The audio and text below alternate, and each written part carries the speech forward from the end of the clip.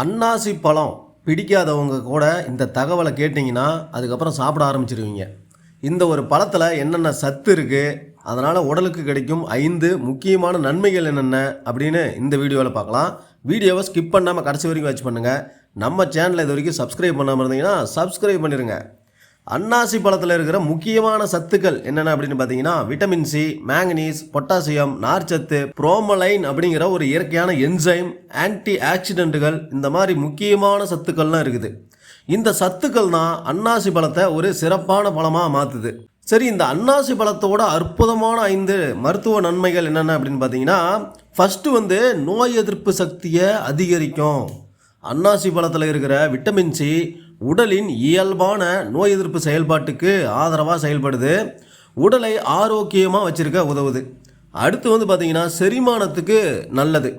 அன்னாசி பழத்தில் இருக்கிற புரோமலைன் என்சைம் உணவில் உள்ள புரதங்களை உடைக்க உதவுது. அதனால் செரிமான செயல்முறைக்கு ரொம்ப ஆதரவாக இருக்கும். 3வது, எலும்பு ஆரோக்கியத்துக்கு ஒரு சூப்பரான ஃப்ரூட்டு.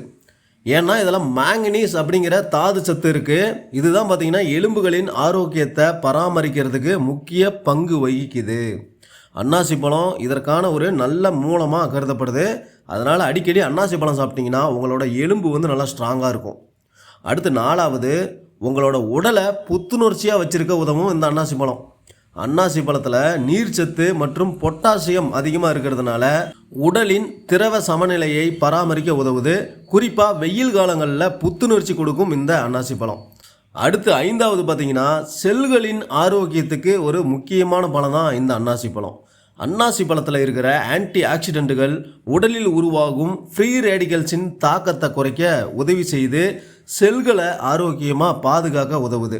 விட்டமின் சி, மேங்கனீஸ், நார்ச்சத்து, பொட்டாசியம், புரோமலின் அப்படின்னு பல முக்கிய சத்துக்கள் கொண்ட இந்த அன்னாசி பழம் ஆரோக்கியமான உணவு முறையின் ஒரு பகுதியாக இருக்குது. ஆனால் எந்த உணவாக இருந்தாலும் அளவோடு சாப்பிடுவது நல்லது. அதே மாதிரி அன்னாசி பழத்தை அதிகமாக வெறும் வயிற்றில் சாப்பிடாதீங்க.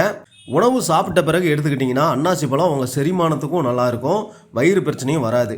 அன்னாசி பழம் பற்றி இந்த தகவல் உங்களுக்கு பயனுள்ளதாக இருந்தால் இந்த வீடியோவை லைக் பண்ணுங்கள், ஷேர் பண்ணுங்கள், கமெண்ட் பண்ணுங்கள். மறக்காமல் நம்ம சேனலை சப்ஸ்கிரைப் பண்ணிடுங்க. நன்றி, வணக்கம்.